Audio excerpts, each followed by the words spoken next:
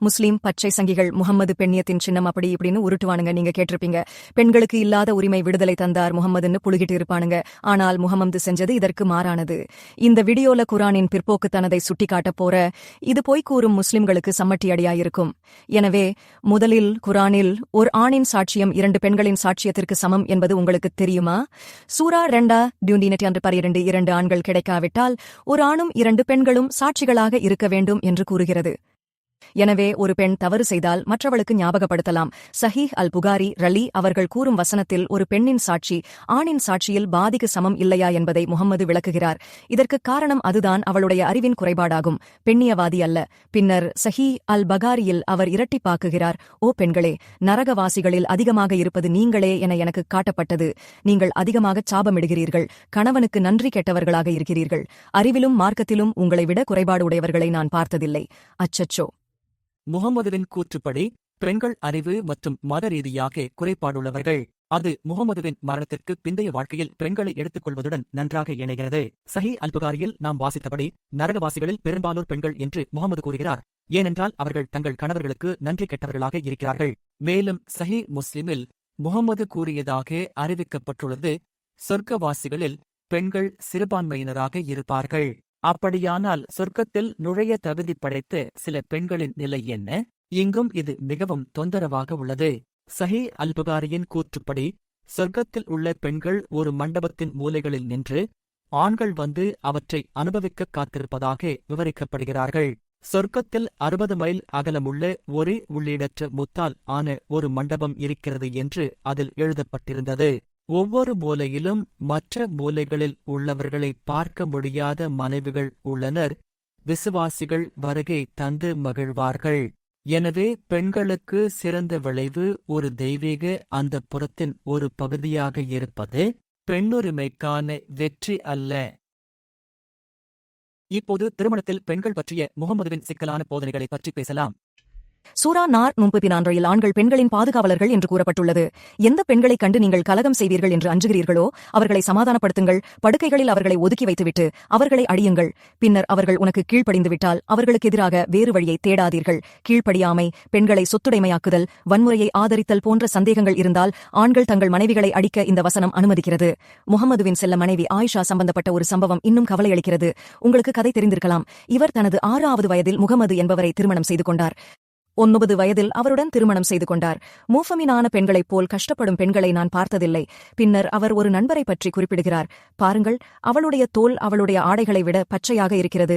கடுமையாக காயமடைந்த ஒரு பெண்ணை பற்றிய இந்த கதையில் முகமது கணவர்கள் அதிகாரத்தை துஷ்பிரயோகம் செய்வதை ஆதரித்து பெண்களின் உரிமைகளை பாதுகாத்தார்.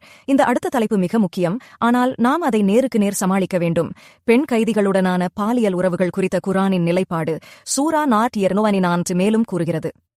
24 இன்னும் போரில் பிடிபட்டு உங்கள் ஆதரவில் இருக்கும் அடிமை பெண்களைத் தவிர கணவனுள்ள பெண்களை நீங்கள் மணமுடிப்பது விலக்கப்பட்டுள்ளது. சூரா 23 1 முதல் 6 வரை இதே உணர்வை எதிரொலிக்கிறது. ஆனால் அவர்கள் தங்கள் மனைவிகளிடமோ அல்லது தங்கள் வழக்கரம் சொந்தமாக்கிக் கொண்டவர்களிடமோ தவிர இவர்களிடம் உறவு கொள்வது கொண்டும் நிச்சயமாக அவர்கள் பழிக்கப்பட மாட்டார்கள். சூரா 79 இதே போன்ற வழிகாட்டுதலை வழங்குகிறது. ஆனால் நடைமுறையில் இது சரியாக என்ன அர்த்தம்? ஹதீஸ் அனைத்து கோரமான விவரங்களையும் நிரப்புகிறது. சுனான் அப்துல் தாவூத்தில் ஹுனான் போரின் போது அல்லாஹ்வின் தூதர் அல்டாஸுக்கு ஒரு இராணுவ படையெடுப்பை அனுப்பியதாக பதிவு செய்யப்பட்டுள்ளது. அவர்கள் தங்கள் எதிரிகளை சந்தித்தனர், போரிட்டனர், கைதிகளை பிடித்தனர். நபித்தோழர்கள் சிலர் காஃபிர்களான தங்கள் கணவர்கள் முன்னிலையில் சிறைப்பிடிக்கப்பட்ட பெண்களுடன் உறவு வைத்துக் கொள்ள தயங்கினார்கள். எனவே மகத்துவமிக்கவனான அல்லாஹ் இந்த குரான் வசனத்தை இறக்கினான். திருமணமான பெண்கள் அனைவரும் உங்களுக்கு ஹராமாக்கப்பட்டுள்ளனர், உங்கள் வலக்கரங்கள் சொந்தமாக்கிக் கொண்ட கைதிகளை தவிர. அதாவது அவர்கள் தங்கள் காத்திருப்பு காலம் முடிந்த பிறகு அவை அவர்களுக்கு ஹராமானவை.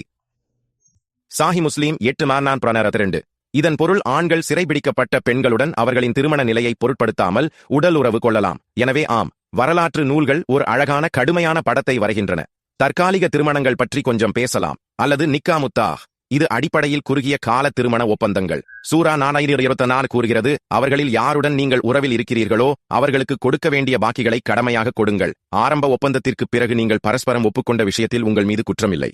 எனவே இது அறிவுறுத்துகிறது, ஒரு பெண்ணை உடல் உறவில் அனுபவித்து நீங்கள் அவளுக்கு பணம் கொடுக்க வேண்டும். இது மிகவும் கொடுக்கல் வாங்கலாக தெரிகிறது என்று சாஹீஹ் புகாரி விளக்குகிறார். நபிகள் நாயகம் அவர்கள் நடத்திய புனித போர்களில் நாங்கள் பங்கெடுத்துக் கொண்டோம், எங்களுடன் மனைவிகள் இல்லை. ஆகையால் நாங்கள் நபியை நோக்கி எங்களை நாங்கள் விதையடிச்சிக்கலாமா?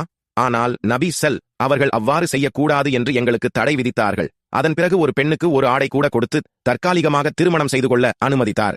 எனவே முகம்மது தற்காலிக திருமணத்தை அனுமதித்தார். ஒரு துண்டு ஆடை போன்ற சிறிய விஷயத்திற்கு கூட அனுமதித்தார். இது தற்காலிக திருமணம் என்ற போர்வையில் நடக்கும் விபச்சாரம் போன்றது. உண்மையில் கொடூரமானது. பெண்ணியமும் சமத்துவமும் இங்கே வேலை செய்கின்றன. இறுதியாக முகமது தனது வளர்ப்பு மகனின் மனைவி ஜைனப்பை திருமணம் செய்து கொண்ட ஒரு கேவலமான கதை. ஒரு நாள் முகம்மது தனது வளர்ப்பு மகன் ஐயத் வீட்டிற்கு போகிறார். ஐயத் வீட்டில் இல்லை, ஆனால் அவரது மனைவி ஜைனப் இருக்கிறார். அவள் கதவை திறக்கும்போது திருப்புகிற அல்லாஹுக்கே புகழ் உண்டாகட்டும். அவர்களுக்கிடையில் இந்த தருணம் உள்ளது. அவள் முகமதுவின் முழு அதிர்வையும் எடுக்கிறாள். பின்னர் சைத் திரும்பி வரும்போது அவள் விஷயத்தை சொன்னாள்.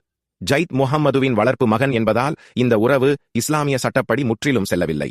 சைனப் தனது கணவரை மரியாதையை இல்லாமல் நடத்தினாள். அவள் அவ்வாறு செய்யும் போதெல்லாம் ஜெயித் முகமதுவிடம் புகார் செய்வார். அவர் தனது மனைவியை தன்னுடன் வைத்துக் கொள்ளுங்கள், அல்லாவுக்கு பயப்படுங்கள் என்று கூறினார். இறுதியில் கணவர் போதுமானதாக இருந்தது மற்றும் ஜைனாப் விவாகரத்து செய்தார். பின்னர் முகமது வசதியாக ஜைனாபை திருமணம் செய்து கொள்ள கடவுள் விரும்புகிறார் என்று ஒரு வெளிப்பாட்டை பெறுகிறார். சூரா 33, 37 முதல் 38 வரை அதை உச்சரிக்கிறது. அடிப்படையில் முகமது தனது வளர்ப்பு மகளை திருமணம் செய்து கொள்ள கடவுள் பச்சை விளக்கு கொடுத்தார். ஆமா, மருமகள்தான். ஆனால் இப்போ மனைவி. அதுபோக தத்தெடுப்பையும் முகம்மது ஒளிச்சாட்டப்பல. இது முகம்மது தனது விருப்பங்களுக்கு ஏற்ப விதிகளை மீண்டும் எழுதுவது போன்றது. இப்போது இந்த நித்திய வார்த்தையின்படி நீங்கள் இன்னும் ஒரு அனாதையை பராமரிக்க முடியும். ஆனால் அந்த குறிப்பிட்ட அனாதை ஒருபோதும் உங்களை மம்மி அல்லது டாடி என்று அழைக்க முடியாது. எல்லாவற்றிற்கும் காரணம் முகம்மதுவுக்கு தன் இச்சைகளை அடக்க முடியவில்லை. விவாகரத்தையும் சிறைபிடிக்கப்பட்ட பெண்களை திருமணம் செய்வதற்கான வழிகாட்டுதல்களையும் மோசே அனுமதித்தார். கிறிஸ்தவர்களாகிய நாம் அதை புறக்கணிக்க கூடாது. ஆனால் இவை கடின இருதயங்களால் கொடுக்கப்பட்ட சலுகைகள், கடவுளுடைய இலட்சியத்தால் அல்ல என்று இயேசு சொன்னார். அதன் உண்மை அர்த்தத்தை விளக்கினார். ஆதியாகமத்திலிருந்து திருமணத்திற்கான வரைபடம். அங்கு ஒரு ஆணும் ஒரு பெண்ணும் ஒரே மாம்சமாகிறார்கள். புதிய உடன்படிக்கையின் கீழ் வாழ்க்கைக்கான பரிசுத்த பிணைப்பு. இயேசு தராதரங்களை உயர்த்தினார். காமத்தை விபசாரம் என்று கண்டனம் செய்யும் அளவுக்கு கூட சென்றார். முகம்மதுவை போலல்லாமல் இயேசு பெண்களை மதித்தார், அவர்களை வரவேற்றார், குணப்படுத்தினார், மன்னித்தார். மேலும் அவரது காலத்தில் ஒப்பிட முடியாத மரியாதையையும் இரக்கத்தையும் காட்டினார்.